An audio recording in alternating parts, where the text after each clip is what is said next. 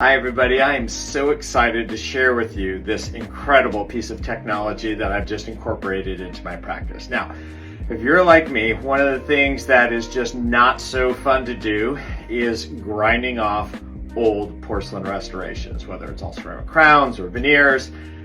Gets your hand tired, you get fatigued with it, you go through a whole bunch of burrs. It may not always be the easiest thing on the tooth itself. Well, 3 cheers for modern technology. We now have the LiteTouch Laser.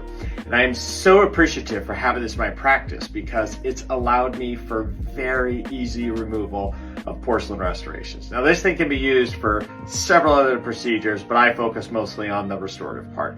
It's so incredibly easy to use, and I want to give a shout out to Jack Mano and everyone at LiteTouch because they just made it a real easy process to get this over to me, to bring a trainer all the way from Brazil to actually instruct me using it on my practice, on patients, which was really phenomenal.